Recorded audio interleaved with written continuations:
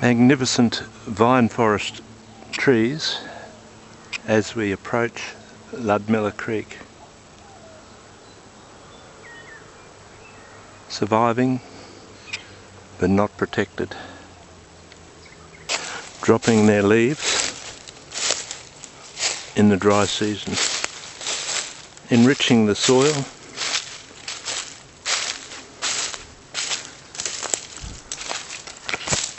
We'll head back to the drain through another patch of native monsoon vine forest.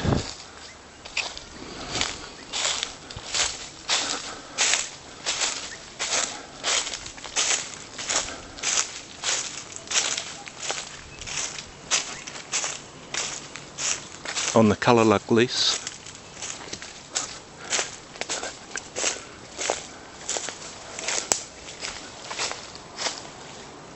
What a magnificent tree. Early morning on the Lease as we approach Ludmilla Creek. Black cockatoos flying past. Going back to the drain in here.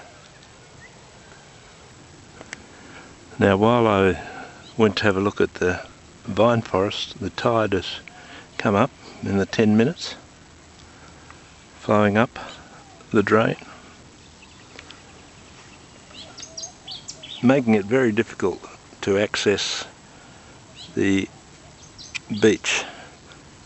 In the past, the old ladies would just walk across this level salt pan down to the beach. There was no consideration for them when this drain was dug,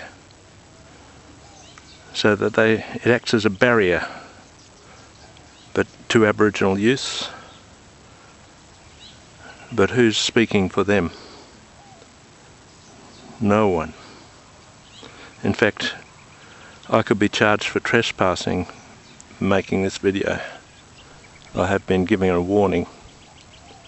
They don't want people to see the abandoned aquaculture ponds on the other side of this drain over that rise.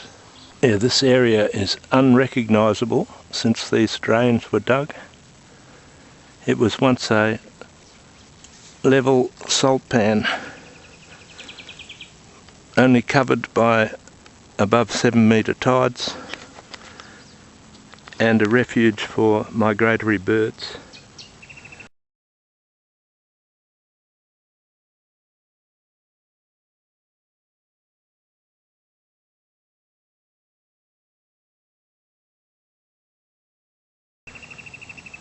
Now we have dense mangroves, a tidal creek, seawater flowing upstream more than fresh water flowing down, allowing mangroves to colonise deeper into the freshwater areas. But worst of all, cutting off access for people throwing a net down in the tidal flats, or simply wanting to camp on the beach, gather long bums, go fishing in the creek. No consideration. The access track has been cut, except on the lowest of tides, and even then you have to clamber down this drain and up the other side. The remains of a motor car engine block from the days when this flat tidal salt pan was used as a speedway, and I believe a football field by the Bagot community. Unfortunately, I've left it too late. The tide's coming up. Too late to get to the beach and monsoon forests. You can just see the tops of the trees over there where I want to go. This drain has just totally changed the environment here in ways which no one predicted because no proper study was done. Someone said, let's drain the wetlands, and this is what you get. The tracks of the jabiru.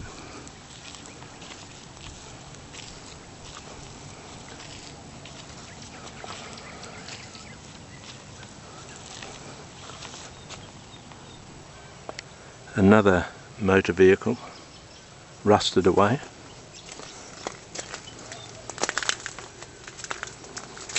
It would be totally impossible to get a vehicle in here now.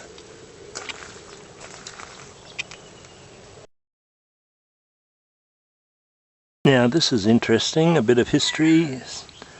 See that axe cut in that mangrove?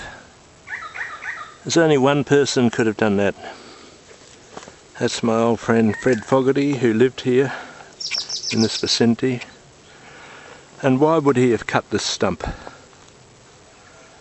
Well, he would have come past here with his wife Violet, a traditional lady from the Daly River region with Larrakia connections, and she would have said, listen to this tree, and said, cut here, sugar bag. And inside that hollow tree they would have found honey, and that historical record remains from the late 70s, early 80s. I'm heading back upstream. Remember those pipes leading to the aquaculture ponds? Well, the tide is flowing well and truly up the drain now. Well, I've managed to wade across the drain here, following this pipe. See where it goes. And here we have what no one wants you to see. Abandoned infrastructure of a foolish crab farming scheme, far too big for a small community to handle, very damaging to the environment. It's been lying here for almost 10 years now. Nothing's been done to restore the environment under the permit. They must restore it. Imagine the earthworks to excavate this ponds, this is one of 5 ponds, and build these embankments on the old salt pan. And so it goes, pond after pond, about 5 in all.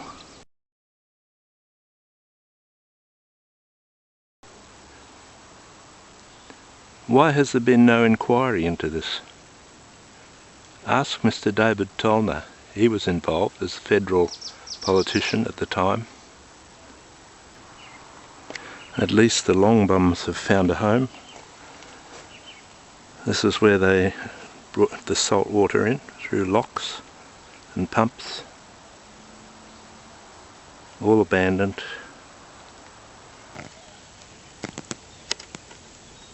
Just rusting away in the old aquaculture ponds on the Kulaluk Lease. No inquiry. It's amazing what you find when you follow a drain. Levee banks overgrown with coffee bush. You can see this on Google Earth quite plainly.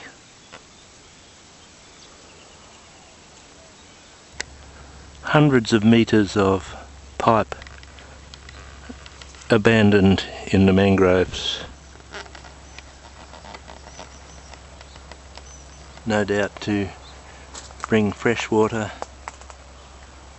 to the workers at the crab farm, which is no more. These are the mangroves in their natural state.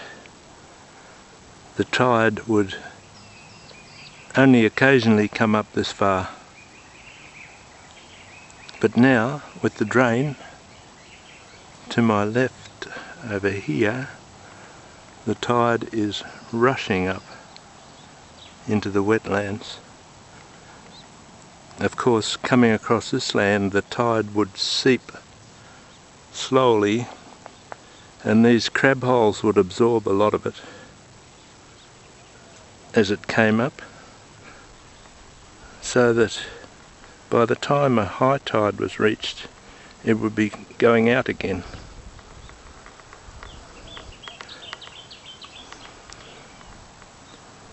Kulaluk in its natural state.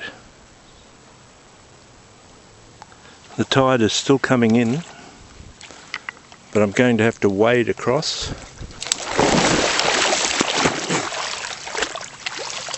Which I slipped. Fortunately, the camera's dry.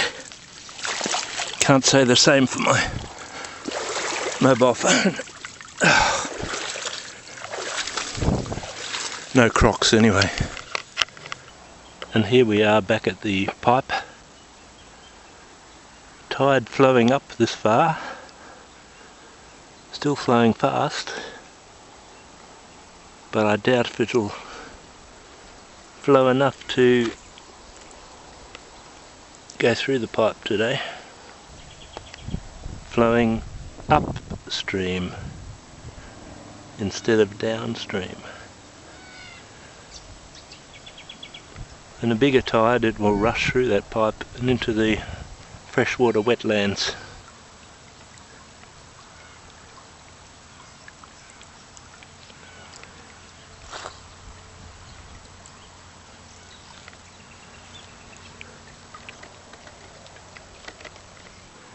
And so we return back to Dickward Drive and safety.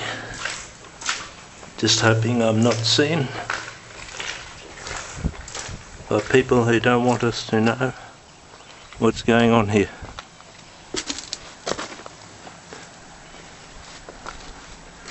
So that was what happens when you follow a drain too often. This is the western end of the runway, Darwin International Airport.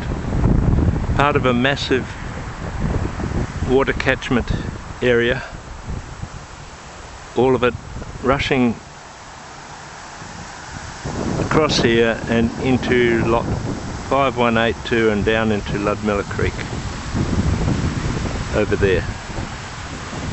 Part of the green belt, you could say, which connects over here to lot 5182, the Kulaluk Lease.